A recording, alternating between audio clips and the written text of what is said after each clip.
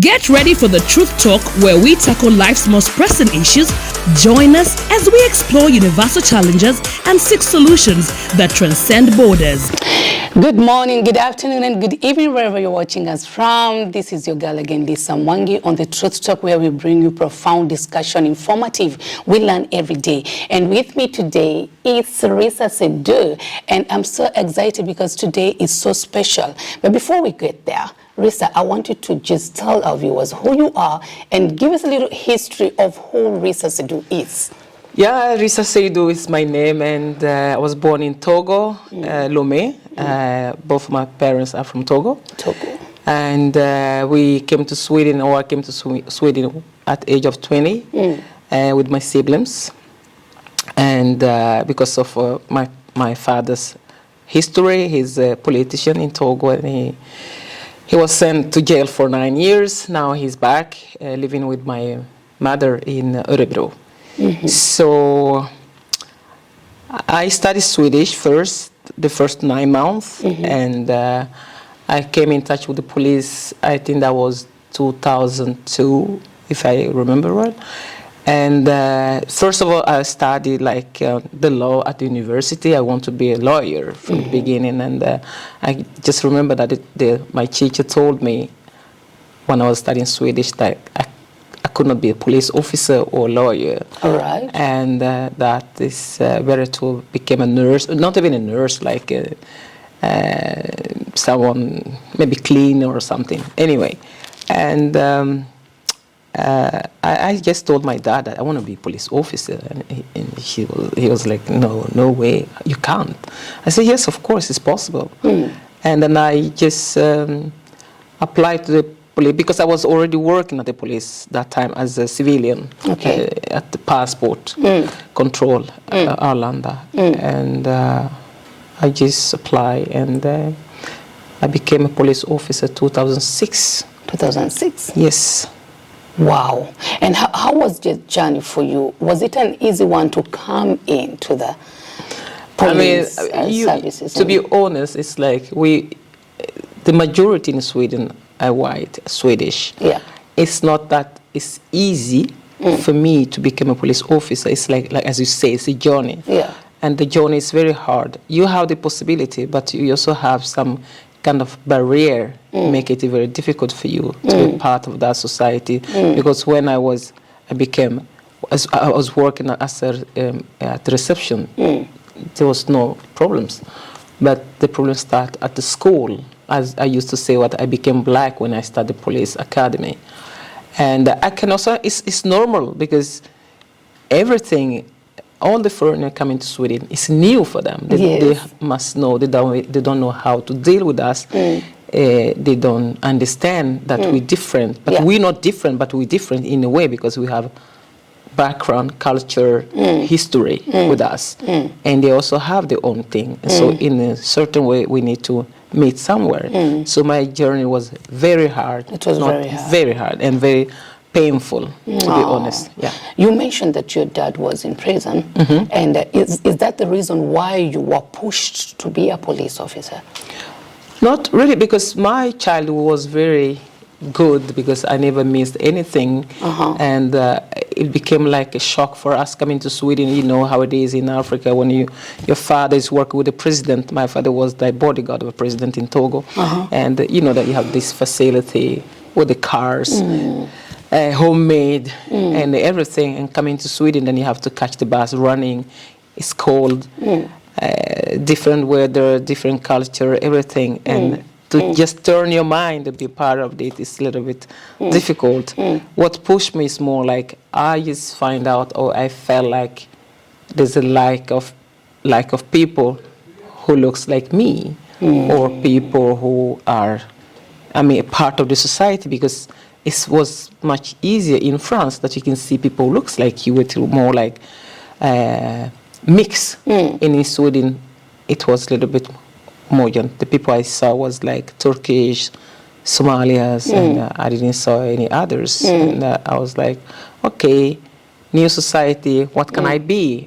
And also I saw the possibility the Swedish was offering me, and that you can study for free and also get money, which is like, unique. And I think what pushed me is more like my father was fighting for the women's right. That's why he got in prison. So I just really wanted to help also to put things in order. Yeah. So that's what pushed me to be a police officer. Yeah, but you know, you mentioned something that actually really is crucial at the moment, that when you wanted to be a lawyer or to be a police officer, you're not given that chance at that. So actually, and many of the people give up at that moment. Yeah. So what made you not to give up? What made you to still go forward and do what you want to do? I feel like the society offer you that is free. At the same time, you are kind of, like my father said, that you're like a black point on a white clothes, and that's true. If you know what you want, why should you give up even there are some barrier? What can they tell you?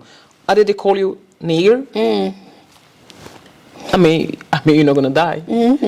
Or they make it more difficult for you, try to, I don't know how to explain, like checking on you, seeing like, can you really make it? They just not mistreat you, but for them you become like a victim. What are you doing here? This is the wrong place for you, because it's going to be very difficult for you. They don't even give you the chance to try before they just judge you. And most of us black people, I can say, or the Africans, sorry if I offend someone, it's like we're like, oh, it's impossible. They say it's impossible, then we just give up. And we also need to have parents. I think I just succeed because both of my parents were pushing, and the family too. Like, why should we give up? What's happening? As someone call you black, I mean, you're not gonna die. It's nothing. It's just like kind of insult, and it's not written at your back that someone call you black today or call you nigger, whatever they already used. Yes. And at the school, it's more like you feel alone at the school. Yes. You don't have so many friends. And also, we are different. We have to admit it. It's nothing. We are different. Maybe some people come to school with jeans and that. You as a black person, you're going to school, you're well dressed.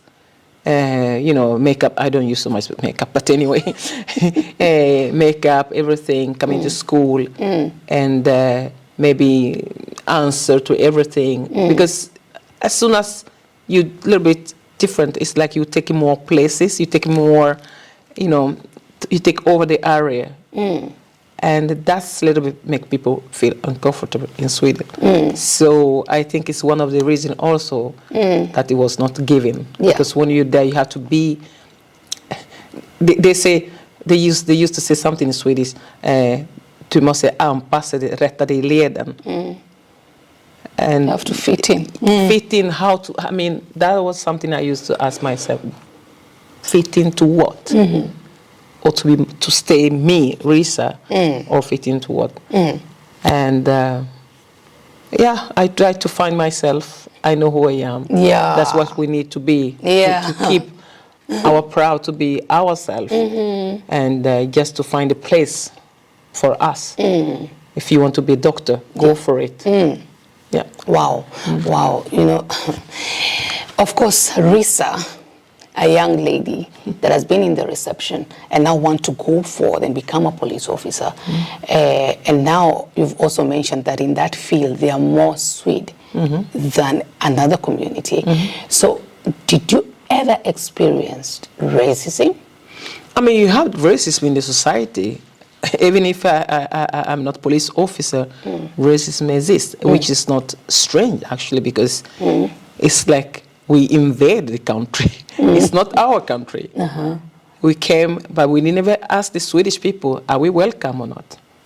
We just arrive and we're doing our things. And all right. Yeah, so for them it can be like, oh, this is too much. Maybe they were not prepared, and they were not prepared to take us as we are. Maybe in their mind, they're like, oh, they are like us, but we're not like them. Why? The color. We have a culture. They should see us like kind of that we are rich. We are bringing something to the country. Like my father said, not all of us come to eat the cake. Okay. The sweet cake, it doesn't exist. You have to work hard to get the cake. To get the cake. So if they see us like we are bringing something, that make us very, that we can live in peace together. But if they see us that we came to take their cake from them, then it can be kind of clash. So I think this society don't make it easy for us. No. So did you experience it at one time? Yeah, I mean, all the time. Everyday racism is, the community, the society, my colleagues. No. Racism is everywhere. Because, if it's not racism, I have been police officer since 2006. I saw young, new police officers who become, team leaders, and Rissa still here. But my colleague always called me leader and the big boss, but I'm not. And to be a leader is something you just have. And to be a big boss, you can just get it. Someone can just say, oh, I think she's good, and then you get domination to be a big boss. But my colleagues say that I'm a big boss and the team leader. I don't know, but I'm not. And so for me, I feel like the way they want it to be, I'm not. That's why they don't promote me. Yes, stay where you are. Wow.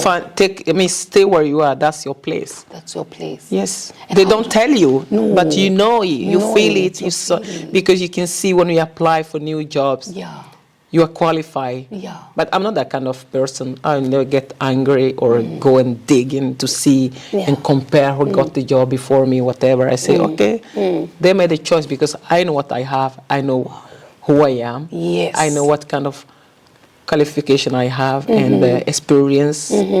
So if they don't want me, so I thank God that I still have a good health, and people here in the society look at me as a good police officer. So it's enough. I don't have to be a big boss, even if I wish to be. But since I don't fit in, so I can't do so much. You can't force people. Wow. And I love it. And you don't let that affect who you are. No. That's something affect a lot of us, a lot of black people, and or can say not only black, but a lot of African, because you have that kind of crisis, identity crisis. Because as soon as they say this is impossible, that we just take the word they use, and then we put that quote on us. Yes. You have to fight. Wow. My brother, he said that they didn't make it easy for me to become a professor, because you are coming from another country. Yeah. First of all, you have your own culture, language, and everything, and you came to learn Swedish, and then you are a lecturer. You give a lecture at the university to the majority. Come on, it's like you steal something from them. Wow. But they can't be you, because they are not going to Kenya or to Togo to learn Swahili or to learn Ewe. You understand? Yeah. So we have to understand some reaction, how it's feel right now in the society, that they are not really Swedish, they are not this and that, and they blame the foreigner on everything. And that's why if you are too brilliant, it can cause you a problem. So you need to find a place to be like logon that they have, and we cannot even explain that word in English. And logon to be a kind of middle. Yeah. And in our country, we know that some people are very brilliant, and they push you up. Yes. And some people can't. But in Sweden, it's like all of us, we have to be in the same level. It's impossible. So that's also a problem. But there, Rissa, I have to really commend you, because, we have to give flowers when someone is alive. And we see the work you do. We read and we have witnessed what you do. And we just want to say thank you. Keep it up. Thank you. I thank you. Because all of you. Receive the flowers. Thank you. All of you, your support. I am very... I tell the parents, I tell the friends, I tell the community the truth also, because if you don't help yourself, no one will help you, because they don't live here. They are not bearing the kids. We bear our kids. It's the youth from foreigners who are in the kind of crime and everything. So it's the same thing with us. If you want to become something, just fight for it. Either they insult you they try to make it difficult for you, find a way to get out, ask for help, and ask each other to help, and also ask some people who like you, because those people who helped me, they were not black. They were Swedish people who helped me. You need to have connection. Yes. And they can guide you, because not all of the Swedish are like jantelagen. You know this. Some people really are genuine and want to help and are there to help you.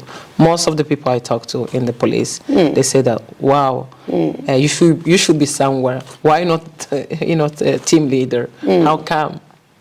I got that question every time. But you need to find someone who can lift you up, say that, yes, this is it. Yes. Wow. But I saw the police, many people like from private company, they asked me, do you want to come and work with us? Because we see you, we hear you, you know what you can do. Yes. But at the same time, like, okay, I'm working for the community. They like me, they like what I do, and I work for them. Wow. Yes. You know, I love what you say, that you know who you are. I know. Yeah. Wow. You can't miss that with two strong parents. I mean, they always remind me. I do the same thing with my kids. I like they say, what's Swedish? For me, Swedish is someone who works, pay taxes, and speak the language. Yes. But some people want to define Swedish like white, blue eyes, blonde. It's not anymore. It has been, but not anymore. We passed that.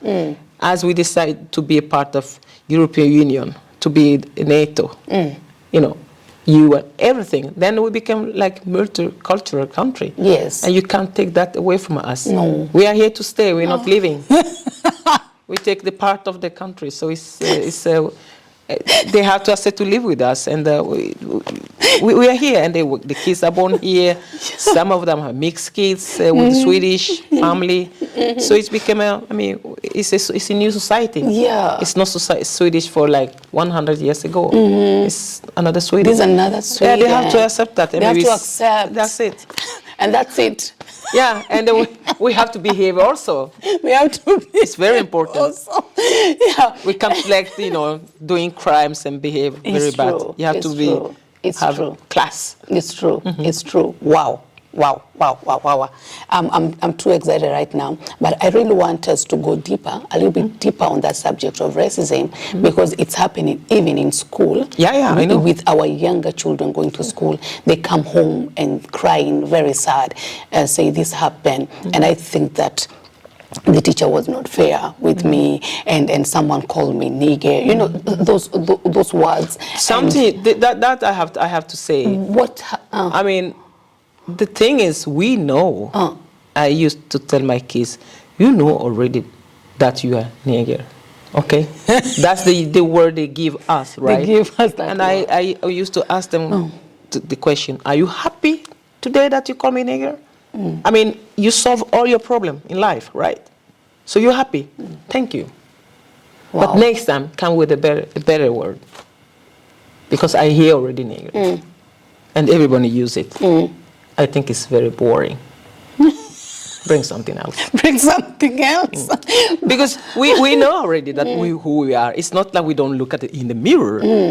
I know that I'm black, but I also know that I just have one head, like your head. Yes. I don't have two heads. Yes. Okay. Yeah. I also know that I have 2 arms. I don't have 4 arms. Yeah.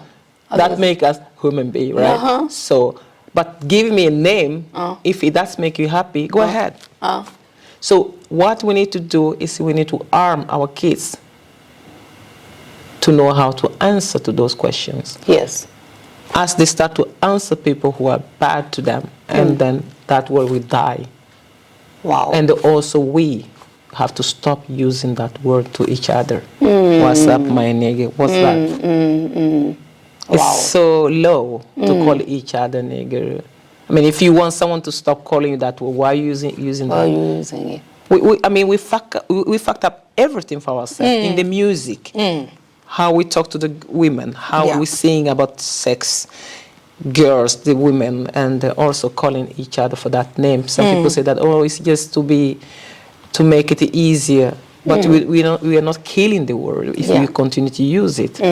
But like I said, we need to arm our kids to answer racism at school, it has to happen. Why? If you ask me why, because, okay, a black kid, very brilliant. What do you think that makes to the other students? Yeah. Wow. You need to be stopped. You need to be stopped on the line before you go over, before they move you to another class. But they know that you have the capacity, but they won't give you that chance to move. Yeah. So they have to stop you. Yes. They have to find something which doesn't even exist. Yes. For example, if you are so good in Swedish, but to a black kid, whatever, or kid, foreigner kids, they can say, I want you to start to learn Swedish too, like a second language. That's what's happening at the school. So when your kids come home crying, he or she is being called nigger or whatever, or teacher was not fair. Because it's new for the teacher also to deal with our kids. It's not easy for them. No. So it happened to me myself when I was studying Swedish. The teacher told me, you can't, this is too difficult for you. I say, hey, how do you know that it's difficult for me? That's why you parents have to be part of the children's study. Yes. I want to ask what she's studying, what he's studying, how is he or how she is at school. Yes. Wow. Wow. It's so important. If you're not there, if you're not engaged, checking on our kids, Yes. who will do it? Wow. How do you know that the teacher is fair at school with your kids, even if you don't even know what she is or he is studying? Right, that's a big challenge to the parents. Exactly. So the parents need to be well informed about the school system in Sweden. And what is the police role when it comes to school policy? What we do right now, because of this, the society has changed, and we have seen also that many of our kids have been recruited to the gangs or have been used to borrow the bank account, the criminals. So we have kind of lecture to the kids at school. We also have a good cooperation with the headmaster at the school, the principal, and where we talk about if you see something at school that you saw maybe kids always late, leaving the lessons during leaving the classroom during the lessons, and not doing the homework, change the attitude, start to use different words, then you need to contact us, so we can, write to the social. So we work very close to the school. We are there to go and visit them, just to say hello, how it is, show up, not like we are just arrived to school because something happened. No. They need to see us as you, I mean, all of you, like a normal part of the society. So we visit schools a lot. Wow. Yeah. All right. Yeah. That's good. That's and good. we also have, like, when we have the parents' meeting, we are there to introduce ourselves and say that, yeah, we work here. If you have a question to us, we are here. Yeah. And when we have lectures, it's about different things. It's about the crime on the social media. We talk also about the recruitment of the youth to the gang criminals and different topic. We also help the parents to understand the society by inviting a lawyer or a prosecutor to talk about the system. Yeah. Wow. Oh, that's good. Talking of the criminalities, and can you describe a little bit the current state of youth crime in Sweden right now, or rather in Stockholm? Yeah, it's the whole Sweden. Before we were talking about that the youth crime or juvenile crime has increased. It was more like between 2014. 2014 we had the riot in Sweden when the cars were burned and they throw stone on the police and ambulance. And for 2015, I think that we start this kind of violence where the youth were recruited, and I'm talking about youth from 10 years old. Yes. And the gang violence is something I mean, it's like a surprise. It is a surprise, not really a surprise, because we had gang violence with the MC gang, you know, how do you call them, bandidos, and they're shooting each other already. But what the start of the youth being a part of the gang criminality in Sweden, it came like a shock. Wow, I can imagine. And we talk about it as is in the suburbs. As suburbs, there are foreigners living there. If you see Rinkeby, we have 110 spoken languages in Rinkeby. And yeah, and Wow. 90,000 people living here only in Rinkeby, and we don't talk about all the Järva. And the area is classified as a no-go zone. But that's bullshit. I mean, we are here. We move all the time, and no one touch us anymore. And yeah, that was also, I don't like that kind of description from the media, like Rinkeby is no-go zone. People living here, they are really nice. I mean, I don't live here, but I come to make shopping here. And so do my colleagues also. And what we saw, like, when the shooting started, it was between friends here in Rinkeby anyway. Wow. There were different gangs. We have like 4 gangs in the whole Järva. In Rinkeby, you have 3 different gangs. And they start like maybe, it's just only one shooting, and we were like, it will never happen again. And then when I start to hear from different people and how the crime to start to increase, and I say, these people, they're going to start to use young people to commit crimes because they get less sentences to jail or to prison. And I remember that they say, no, you are exaggerating. That's not going to happen. It's impossible. I say, no, they will, because before in Sweden, if they caught you with a gun, it was 2 years to prison. But right now it's up to 5 years. Oh. Yes, they changed the law. And the thing is, the youth, if they do something like certain thing like that, then they be sent to like a juvenile, how do you call it? It's not even prison. It's like juvenile center. Yeah. You know, even for murder, it's like 4 years. So for the gang members or the leaders of the gang, it's easy for them to use the youth. So it start from the older gang members and go back to the youth, and it went so very quickly, very fast. Wow. So, and has it been easy to catch them, the youth, or has from the beginning that was very difficult, because it came like a surprise for all of us, for the whole society. Like I said, we were like, all the mind, all the media, all the focus was on Rinkeby, and also on the whole Järva, because it's like those things happen only in the suburb. That's true, because when they start like shooting each other on each other. They never shoot on the parents. And now they throw hand grenades, explosions. They blow up the entrance, to the apartment, the houses, and also you have the parents who you have many parents who have died in this situation, because if they can't catch you as the gang member, then go over to the family. Yes. And also they mix up sometimes. If you have the same surname, then they can come to me. Maybe I don't have anything to do with this shit. So that was the dangers. That's what we saw, that it's changed. The character has changed of gang violence. Oh my God! But what can we do better? Because now, if it's coming to the family, and we've seen a lot of incidents, the family being involved, some of them are killed, and what can we do better for this to change? I mean, I used to say, first of all, we can't wait for the police, or we can't wait for the politician to solve this problem. It's impossible, because first of all, they don't live here. Like I said, it's not only suburbs problem anymore. The last 2 years, the youth I have been in touch with, they are from very welfare family. I mean, the parents has everything, because we were talking about the youth who were looking for how do you call it, Louis Vuitton shoes and Gucci, whatever.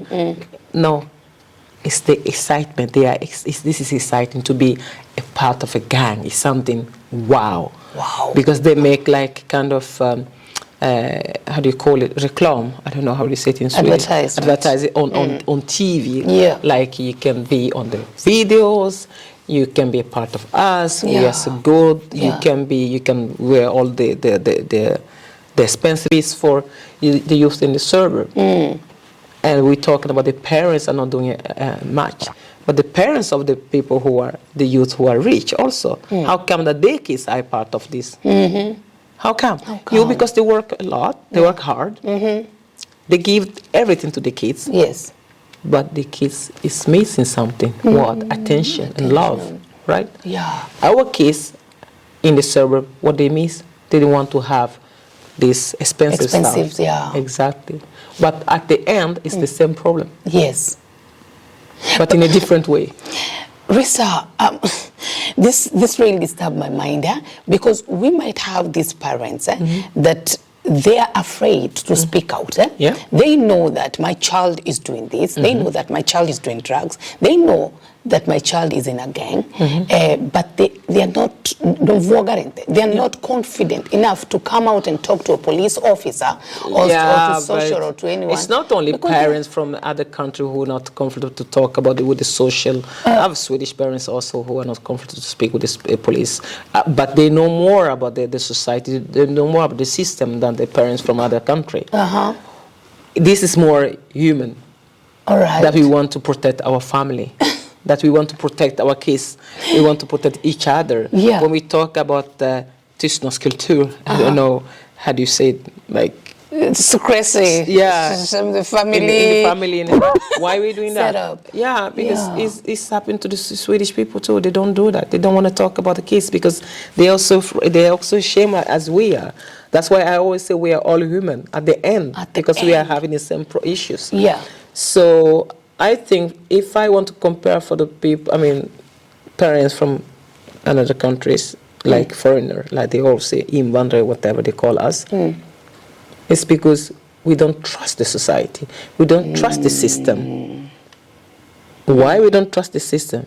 For example, in our country, we beat our kids. It's a part of our education, okay? And also we make a difference between women, or the girls and the boys. We trust the boys. You can go out and come back whenever you want. But the girls, you have to be home at 10 o'clock or 9 o'clock. You understand me? Don't bring friends here. Don't do this. We always control the girls. That's what we do. Including myself. I tell my daughter, hey, be home 8 o'clock. Yeah. But my son, I know that he's out with his Swedish friend. They are drinking. I know that. But it's okay. But I can't let my daughter to be out. It's something cultural we have. But we don't talk about it. Wow. But how can we bridge the gap? How can we create this good relationship between a police officer and social services and parents? First of all, I think that if you talk about the police, I have to give credit to the police in Sweden for this, because what we were doing right now is more social work than policing. Than policing. Yes. Wow. Because making kind of reunion or kind of meeting to the parents and inviting lawyers or prosecutor or how do you call it, brottsofferjouren, to give information to the parents here, it's nothing to do with the policing. And it's cost the society a lot of money. Wow. But we have to do that because the thing is, they say when this gang thing started, we have to save life. It's more important than anything else. Yes, right. And also, the police, I must say, they are so concerned that they want people from the suburb to be a part of the police so much that they give us a possibility to inform people living here how they can apply to work as a secretary, whatever, in the police. Because there are certain work in the police, we don't have to go to the police academy. Yeah. It took us 3 months. That cost the police a lot of money. Wow. Collecting people's email, and then after sending an email, now you can apply for this job. So it's a kind of prevention that we don't want the youth to be become a gang. And also to include the parents to know how the system works. So regarding the social, they need to be more transparent. Yes. They need to be more open to explain. They need to be more out, explaining what they are doing. And also it's miss like a kind of institution where, for example, if you had a problem, that you can take the possibility to call a number that they can explain to you, this is what you need to do. That is missing. Yes. So the parents from other country, I mean, they can't navigate in the society, don't know where to go, what to do when they have this kind of problem with the youth, and they don't know how to give them education. As you cannot beat your children. So what they have to replace that kind of punishment with, they need to know about that. Yeah. We talk about children's right, but we don't talk about the children's responsibility. And also the same thing with the parents. We talk only about the parents' right. You have the right, but we don't talk about the responsibility of the parents.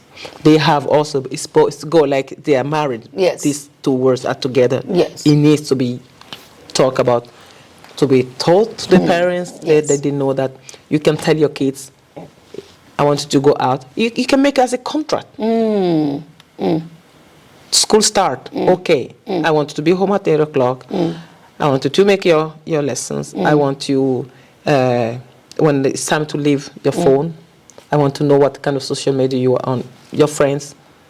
I want to know the parents. Yes. You must be active as parents. If you don't do it, then I have to take your pocket money from you. Yes. So you don't go out. You don't have to beat the kids. So I think it's a lack of education and the kind of integration, as I used to tell the Swedish people. They say, yeah, you people from other countries don't want to be a part of society. Okay, but what do you show me, or what do you propose to me that this is what we want from you? I didn't get it. Wow. So what we do is that we learn from each other, Yes. which makes things wrong. Yeah. But I think as the politician or the people accept us to be a part of the society, then they need also to help us, like a kind of, this is the demands of you people. We want you as a parents, this you just have to. It's your duty to do this and that and that. And if you are not accepting that, then we can say, no, you don't want to be a part of the society. But normally there is nothing, even if you ask the Swedish, what's the Swedish culture? They can't explain. Yeah, right. If they can't explain to you, so you have to create your own things. That's what we're doing. We create our own to be a part of the society. Yeah. Just trying to be correct. It's true. It's true. Be correct. But these are kind of forum that you do. You go, you meet parents, you go to school. The police does all this forum. So and you've been doing it now for a while, Elehur. And if at all a school or rather an organization want to reach out to the police office and say, come, educate us. They just, will you come? yeah, yes, of course, we do that. All right. They just mail us, and I have many cooperation with a lot of different organizations here in Järva. You have Mama United, you have Somalian Society, Eritrea. We also go to the Eritrea's church. They have something, we have a meeting with them, and the mosque here. We haven't been also. We also get education because we want to know about the religion, because it's a part of a culture to some people's life. That's nice. Yeah, yes. We have been in the synagogue, we have been in the mosque, we have been in the church, so we have been in the Baha'i temple. We need to also be updated. Wow, did you hear that? Yeah. So if you need the police officer, you don't have an excuse, you can always email, and they are there for you. They will come and they will talk to our children, they will talk to families, and because that is what they do. Yeah. So I know you've been in the police officer, and I know you have a lot of experience. I see you're heavy. Oh my God, how many kilos? How many kilos? Maybe 15 kilos. 15 kilos. Yeah. Oh my goodness. And you're able to run. Yeah, I have to run. All right. Can you please just share with us an incident that really, really left you emotionally affected? Because I know you must have encountered some. There are so many, but Share with us one. If we talk about the gang violence, if you just focus on that, because when you work as a police, you have a lot of tragedy also. Yeah. If you focus on the gang criminal, it was summer, I think 2022, where I met 2 youths in Tensa Center. And I saw them with the bulletproof, like vest, hood vest. And I say, why are you wearing those things? And they're like, yeah, we have to protect ourselves. And I say, okay, do you know that they can shoot you anytime? Maybe they might shoot your head off.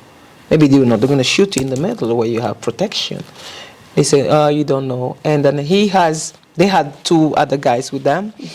And the 2 of the others saying that, you don't know, we are brothers. I say, listen, I've been a lot of funerals where you people, the youth, have been shooting. And at the funerals, or when we are in the cemetery, you call yourself brothers. You're not jumping in the hole to be buried with the one who's dead. Yeah. Right. You leave them there. Yeah. Right? Yes. Do you think something happened to you now? Who's going to cry? Your parents, your family. What are you going to do? What are you doing that you are leaving them with this trauma? And that trauma, they will not even know where to go get help from, who to call. So that's why it's so important that you stop what you're doing and you know that you can get help. Yes. The police are here to help you. Yeah. You have organization. Yes. That you can jump off of this shit. And they say, no, you don't understand. We are well protected. That was 3 o'clock, 3:30. And then I just got a job through the radio that it was one guy, he's so drunk, so he needed help. So we went to help him, to the police station so he can sleep over his tour. Because when you're too drunk in Sweden, we drive you to the police station or to St. Göran to just sleep so you can get rest. Sober of research, like you used to say. And back to the station, to Rinkeby, I just hear that it has been shooting in Tensta. I'm like, oh my God, these kids have been shot. I just say that to myself. You hear this? Oh my God. And so it's like in between 2 hours, 2 people has been shot. And they are the youths I met before. Oh my God. And the thing is not because they are there, that's what's the problem, because I saw them before and now they are gone. And I have the picture even in my phone. I mean, they are like, it was blood everywhere, standing there and looking at the parents' eyes and just going up. They have been shot on the first floor, the downstairs, there's in the entrance, and the parents were living like 4th floor. And just going there, my legs were so heavy, I couldn't even walk anymore. Just go there and tell the parents, like, your son is dead. For me, it took like, I'm used to it because I've seen a lot of shooting and everything, but this was so heavy to just walk and go there and tell them that they are gone. Was so heavy for me. And also after, the father of this boy, he became an alcoholic. The mother just packed her stuff and left. The sister, she's in trauma. She haven't been out since then. She's still at home. And that girl was a student at the, how do you call it? Karolinska. She wanted to be a nurse. Oh no. Yeah, and she had been studying for 1 year. So now she just dropped off the school. Sitting at home and has a trauma. Yeah. And who's going to help her? The father is an alcoholic now. Oh my God. He's not even taking shower. I see him sometimes here in the center. I'm like, I feel so bad about that father. So, as I said, if we don't take care of ourselves, we cannot blame all the time on the politician or the society. We know the society already. We take a part of the society that we want to live here. So we need to take care of ourselves. But what happened to them? Why were they shot? They're part of the gang. All right. All right. I mean, the thing is, this has been, we knew it, that they are having issue, and we told the parents that we think that your son can get shot, so we just want to let you know. Wow. Yeah, we do that. If we find out that someone, we go to the parents and tell them that, because we can't protect all. Yeah. It's impossible. No. There are so many. So we let you know that we have information about your son. Your son. But when you meet them, sometimes they are so, I don't understand. It's like they are radicalized and they are also brainwashed, those youth, because they are like, definitely. Yeah, you know what? Yeah. I'm just living in. I say we count hours when we are sleeping or when we do things, but they count seconds. Yeah. They're like, no shit, I know that I can that anytime. It's like they are living in seconds. They say that.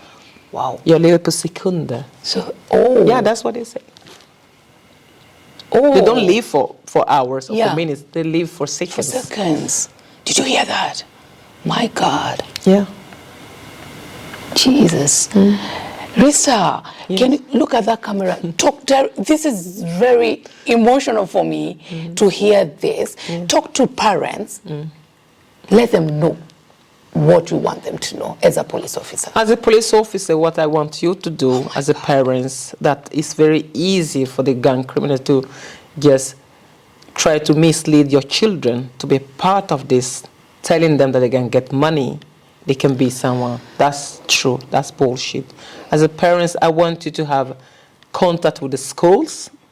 I want you to check in your son or kid's room, look in the phone, see that if they come home with new clothes, talk in a different way, walk in a different way, start to use new words, and never eat at home and leave the school. They have a lot of absence at school. All those things is very important. You are the responsible of your kids. No one else can help. The society will not help you. If I say that the society will help you, I'm lying. Me as a police officer, I can't help. But you are welcome to always contact us to ask us some questions, and we can help and guide you. It's really important. But also, one thing I want to tell all the parents, but specifically the parents from another country, or the immigrant as they call us, we have also good things in Sweden. We got the free education. Yes. We got many things, social welfare and everything. But we can't ask for more. It's impossible. It's impossible. We can't ask for more. But we need to take a place. We need to educate ourselves. We need to get good job. Yes. We need to make us as a community to be like seen as we can produce also to the society.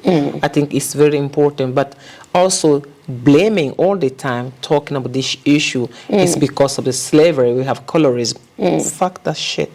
Just forget it. Because it's already a problem. We know about it. No one will give us, pay us money for that because it has happened, slavery. So why should we keep talking about it if we can't organize ourselves to do something about it? So it's better to educate yourself, educate your children, make them far away from these crimes. Just the most important, show that we can also behave. It's very important thing. We have to stop talking about. We know that there is racism already. If we know we have a friend or family members who have been, treated bad or discriminated, so we have to support the person, so that the person can't put on this victim court. We need to erase that. This is very important. I want to tell all the parents. Wow. It's very important. Make yourself heard, make yourself seen. Yes. It's important. Wow, that's very good, Rissa. Thank you so much. And of course, you've talked about the community programs that the police offer to parents and the youths to reduce crime among the youths. But let us talk a little bit before we end about about the government and the police, how you collaborate to actually reduce crime. How do you collaborate now? I mean, the collaboration is very easy. It's like, I always say, you can't help a youth without the family. And also the society need to see, or the social have to understand that it's not always mom and dad. Maybe sometimes an auntie can affect a child, or uncle can also affect a child. So they need to have a bigger glasses to look around. What can we do for this youth? So basically the collaboration goes like, if you find out a youth is in the gang, it became a gang criminal. So we need to have a meeting with the social, the parents, the school also, and try to see what can we do for this youth. It's like we call something individ samverkan, that we try to see who he's acting with, who is interacting with this kid, who recruit him. It's important to do, so that we not only offer like education for the mother or the father, we also tell him that if you continue, we know this can happen to you, but we can help you by moving from the area and try to start over, try to help to get like secret identity, and try to make the social help you with the apartment, and you can start over. So we are a part of you doing like kind of analyze to see where you can be treating the other gangs members. So we have a small protection around you. So, but we have a communication all the time with the school, and if we are, underage, of course, with the school and the parents all the time. Okay, nice. That is very good. So, what do you have to mention about social services taking immigrants' kids? Because there has been an issue now for many years now. What is your take about that? Because is there an exaggeration? Is there a truth about it? What can you say? I mean, it is a little bit true, but not only. They are not taking only, the foreigner kids. They take kids in all the kids in the society. The social work in Sweden is like, first of all, the government take care of the kids or the children of us. In our country, we take care of ourselves. That's a huge difference. That makes it very complicated for us from other countries. That the society have to take care of you, not you taking care of the society. The child is no longer yours; it's for the government. It's the government. So I think it's very important to understand that the social when they start to take the kids, then it has been too far. All right. And the parents were not willing when the social are trying to reach out and telling them, we can do this, we can help with this. They're always like, no. Like it's like a child who has all this diagnostic, because we feel like this is not our thing. We are afraid, we are ashamed to talk about my kids have this, all the diagnosis we have in Sweden, or taking the pills and everything. Oh, it's not good for my family. So we want to cover it, right? So the social in Sweden also need to be more open, so we understand why they are taking a case, that they have to involve the parents so the parents can understand. But they don't just take the case like this. Sometimes it has been mistaken also. This I know, because I have the experience myself. But most of the time, they are right when they move a kid from a parents. I can say that. Do you hear that? They just don't. It's not like for, I don't know, random that they are taking your kids. But sometimes they can also make mistake. Like we also can make mistake. So that will not change anytime soon. No.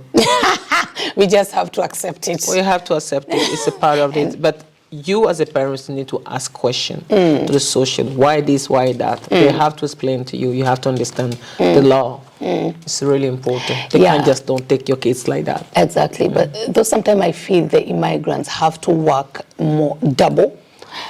And it's normal, my dear. I mean, what do you think? This is not your country. like I say, you are taking a part, or you are borrowing a part to live in that part. For that part, you have to show that you are good enough as the native. It's natural, it's normal. So you have to work twice. It's the same thing with me, because I have colleagues come in and see me like doing things. Oh, do you know how to do this? I'm like, yeah, because your mom came to the police academy instead of me. So why you ask me those stupid questions? Yeah. I used to answer them that way. So you have to work tough. It's normal, because you have the question. They don't ask you that, but it's like, since when you have seen a black person became, I don't know what. It's rare. They don't ask you. They don't tell you. That's the problem also in Sweden. If something is real, they don't speak out. Everything is like, ja, nej, ja, nej. That's the way they answer. Yeah. They are there because they're afraid to be called racist. They shouldn't be afraid to be called racist, because if something is wrong, they have to say it. Wow. This is their right. So, sorry to say, you have to work harder. Yeah. Let's talk a little bit before we end the show about the Orebro incident. Yes. That left so many immigrants scared. Up to date, the children are scared, and even at school, So what are some of the plan the government or the police have to make things better and people to feel safe when the children are going to school, even the adults that are going to school, to feel safe, because we saw that this was really actually targeted to the immigrants. That's what you say, or that's what you think. That's not the truth. It was not the truth. No, of course not, because the Swiss people, like I mean, everything we do in Sweden is step by step. Because we foreigners, we always like, yeah, this is the story. This is the truth. It's not the truth. It's not the truth. So what's the It's the same thing like when before they send you to jail, the investigation has to be 100%, sure before they send. It's the same thing here. They want to investigate until the end. They do so many things that you don't know about. It might look like it's the targeted foreigner. That was my school. I went to that school. Yes, Rissa was my school. Wow, all right. So I think, I'm not saying that it's not, he was targeting I'm not saying that. It might be the truth, but right now we don't know. We can go on speculation, say maybe it's for the foreigners. I know many people are afraid, but at the same time we assure them they shouldn't be afraid. But school shooting is something which can increase. It's not only foreigner schools. It can be any school. Okay. At any school it can happen. In the US you have it every day. Yeah. School shooting, mass shooting at the schools and everything. Yeah. Because the society right now is divided. Yes. It's so divided. So that's what I say. As a foreigner, you have to take place. You have to do something to find yourself. You don't lose yourself. So don't be that part of like creating when we talk about, race is black, we have to be together, no mixing, no dinner, blah, blah, blah, all this shit. So how can you come to a majority country and say you don't want to mix with them? So what are you doing here? Love is love. So mix, it's okay. If you can't, if you're not, because you meet maybe someone who looks like you, that's also fine. But we cannot continue with that narrative. It's not good for us. Yeah. So about Orebro, I can assure you that the police are making the investigation. It has to be 100% tight before they can come out and say, because it's targeting, it's racist crime. Right now, they can't say that. They can't say that. No, it's impossible. Don't let us run too far, too fast. We have to go slowly. We have to go slowly. But mostly Sweden, they take long when it comes to investigation. Of course. Because they cannot send you to because if you go to the court and the prosecutor can't convince the court, then you go free. That's why you see sometimes some investigation, you can see that we this police say that the police has, how do you call it, solved the crime, but the court can't solve the crime because we have different kind of, how do you call it, evidences. but it's not enough in the court. So that's why we always take time. Things have to be proper. Wow. Yes. So do you have anything that you regret in your life, Rissa? It seems you've been positive throughout everything. You've just been a positive woman. So do you have anything you regret? I know I regret. I should continue to study to lawyer, so I have both, to be a lawyer and a police officer, because it might help a lot of people. Wow. All right. All right. Yeah, and what has really helped you to stay focused? Because I think this kind of a job, you really need to be focused. I think family, friends, also. When you become a police officer, you change also you change your mind, because you've seen so many tragedies. So you have to, you know that people's life is in your hands. Yes. So you have to be prepared all the time. Right. So I think I take care of myself and my families, my friends, you people, and my support. You give me so much energy and so much love. That's like you gave me so much flowers right now. And that's you deserve give me some them. boost. I'm like, let's go for it. And I also want to help all women, all kids who want to become police officer. They can contact me. I meet them to help with the swimming, help with the, to study, or questions they want to ask. To see yourself in 5 years. In 5 years, I want to see myself like a police officer in abroad, or working on some international organization, but for the police too. But it's just a dream. I just hope so. If it's happened, or maybe why not helping other countries who are under development to help the police there in those countries. So, wow. So that's nice. You're going to become the person. Amen.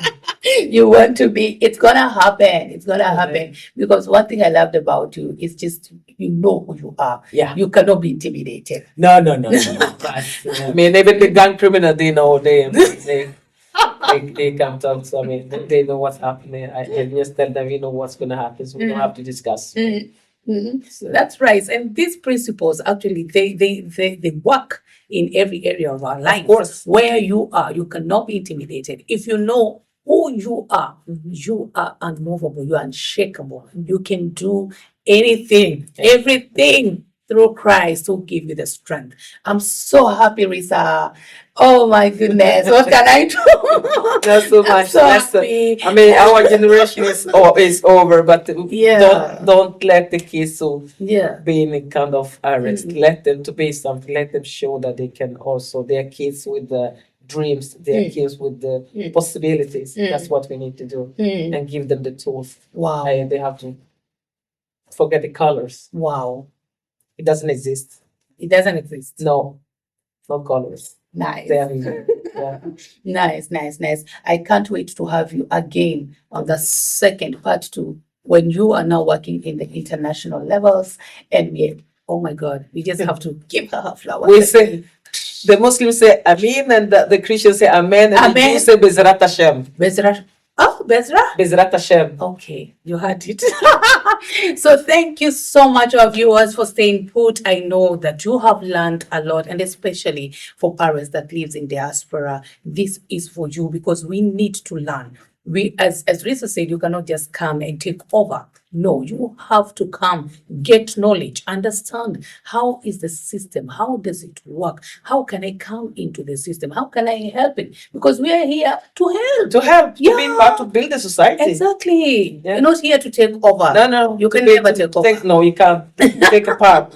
Exactly. So thank you so much. Don't forget to like, share, and to subscribe to our channel. God bless you, and stay tuned. Bye-bye. Bye. Get ready for the Truth Talk, where we tackle life's most pressing issues. Join us as we explore universal challenges and seek solutions that transcend borders.